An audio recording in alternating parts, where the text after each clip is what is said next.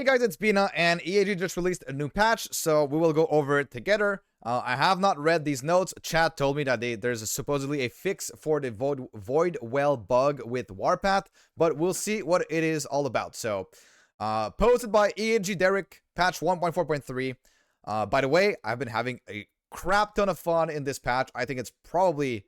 I thought it was the second best patch, but maybe like only second to Season 2. But maybe I actually like this even more than Season 2.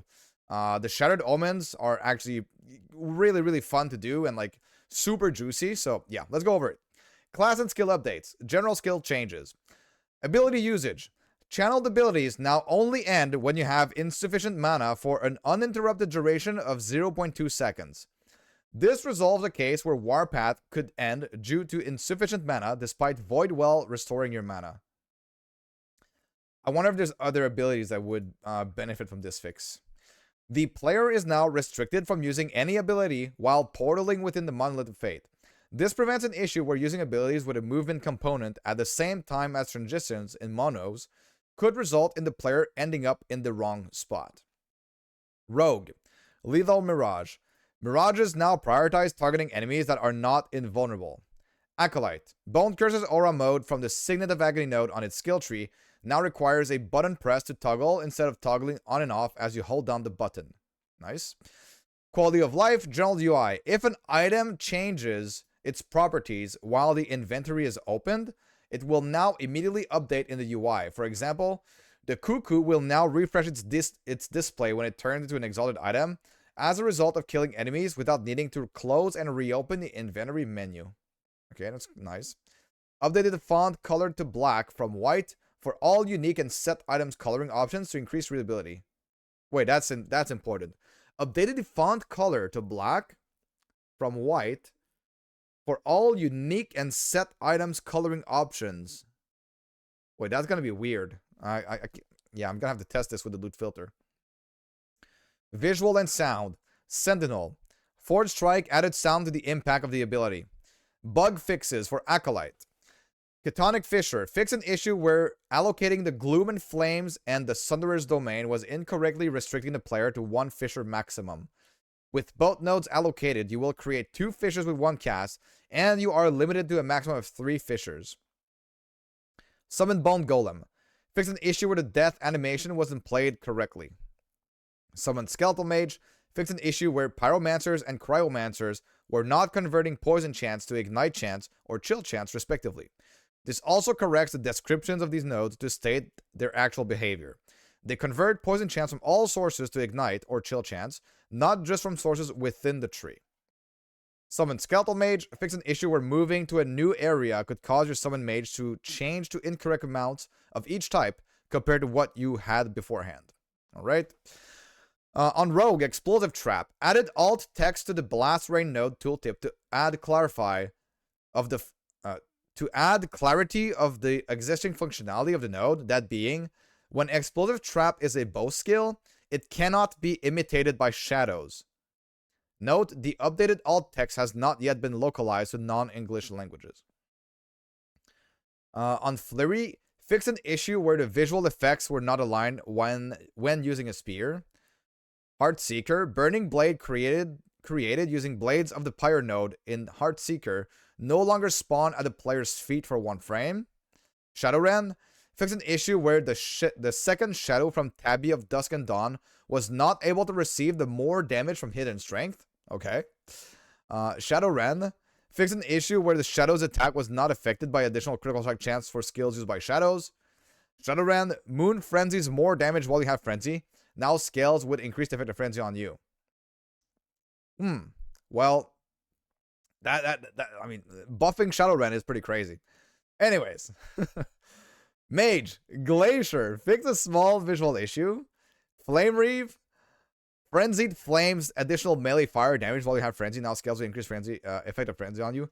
By the way, like, chat is reacting quite a bit on this one. Is it like Shadowrun actually one-shots Uber Aberrot with certain versions, and we're just buffing it now?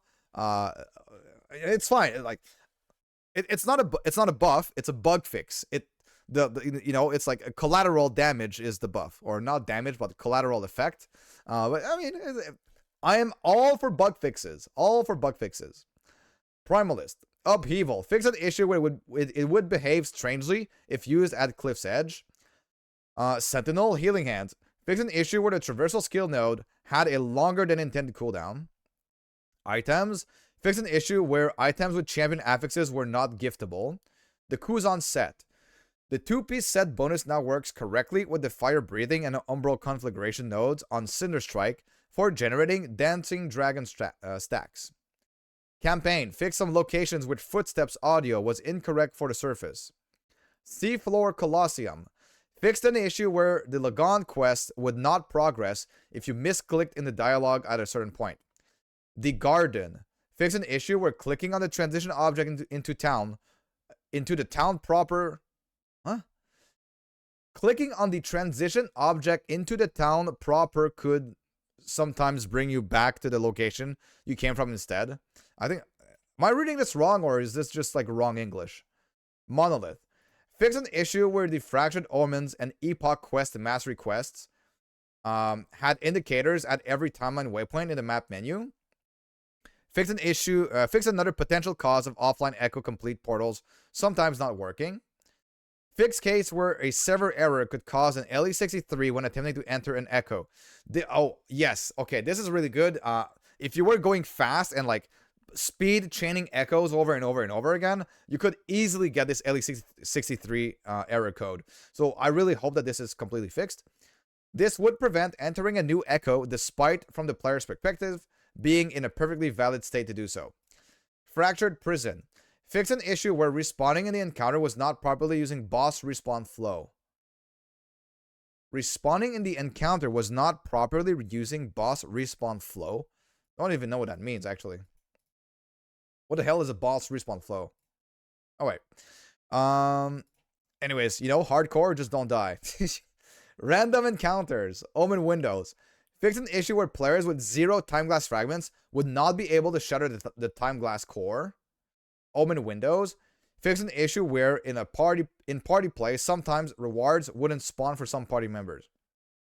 Enemies. Desert Goliath Rider. Fix an issue where some of its attack were not syncing their visuals correctly in online. Ice Goliath. Fix an issue where its cannonball attack did not have a visual indicator. Imperial Pyromancers. They were so happy to be included in the Omen windows that they overdid the pyromancy a bit and have been toned down. Ignite the Inflict no longer penetrate all player resistances. So I have encountered this in hardcore, and I had to TP out of the Echo because I was suspecting that something was happening like this. So just like last patch, they fixed the a certain monster penetrating all poison res. Now this one is penetrating all fire resistances or all player res. So I was not crazy. These guys were overtuned, but thankfully it was just a bug. So, you know, don't be afraid of the Pyromancers anymore. They should be, you know, tickling you by now. But remember to always keep some sort of element cleanse either on your belt, or you can corrupt it on your boots as well, which is a very good idea. Okay. Raya Soldier Siege Engineer. Fix a minor visual issue when they were summoning an Eye of Raya. Scalebane Saboteur. Fix an issue where it was not moving correctly. Scalebane, again, the same one. Fix an issue where its projectiles weren't shown correctly in online. Veon the Arsenal, the Sentinel Arena boss. Fix an issue where one of its attack had an erroneous pink texture. Ziggurat of Ruin. Fix an issue where it's the... how many typos are there in these patch notes? Fix an issue where its charge attack was scaling its damage with level far more than intended. This should result in this attack hitting much less hard when encountering this enemy in monos and other endgame activities. I feel like this is like not correctly worded. Much less hard. Who wrote this? Ziggurat of Ruin. Its charge attack now only applies 1 stack of void and physical resistance shred rather than 3. Ziggurat of Ruin. Who is the Ziggurat of Ruin though? I don't even know this enemy actually by name. Its projectile attack now only applies 1 stack of void res shred rather than 3. UI, character select. Fix an issue where, with a controller, you could not navigate left back to the class previews from the skill preview section. Controller, fix an issue where when some pop-up menus would appear, controller focus would remain on the menu beneath it. Controller, fix an issue, fix the visual cursor not working on some windows. Cosmetic shop, fix the primalist hand snapping back and forth while previewing cosmetic. Echo Web UI, fix an issue where the island tooltip would not display properly if using a DualSense controller.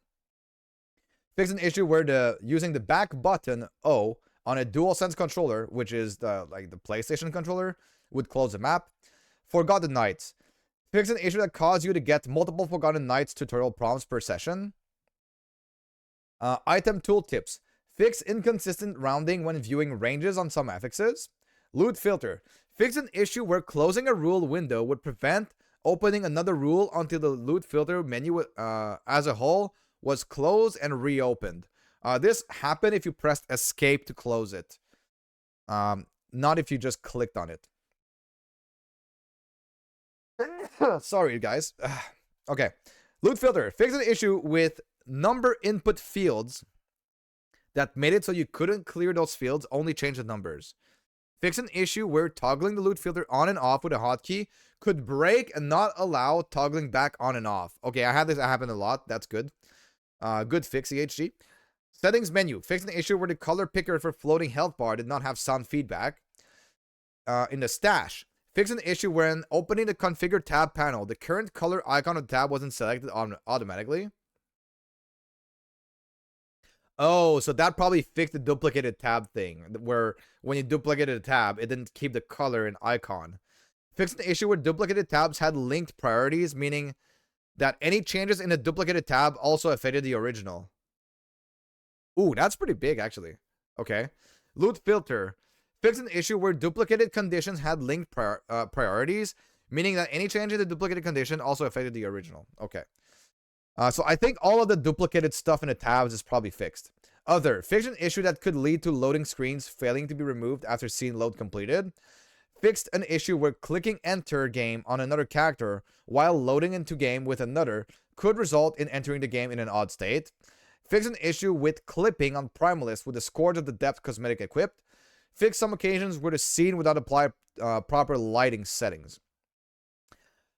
So overall, some nice fixes, especially for the loot filter. And then if you're duplicating tabs regularly in your loot filter, in your stash, I mean, that's pretty nice. So stash duplication and the loot filter. I don't know about the changes to the font color. I'm gonna have to check this out. I'm gonna see if it's actually nice or not. But overall, I think this is a fairly good patch. Is this the last patch that we see from EHG before the next season? I don't know, but you know, fairly good changes here. Buffs to Shadowrun to be you know, buffing Shadowrun. All good, guys. We have some bug fixes and some quality of life. They are not going back on the opening the menu and, you know, making your character stop moving. Hopefully for next season, maybe that will happen. But I'm still blasting. I'm still having a ton of fun, and I hope you are too. And I'll see you guys all in the next video.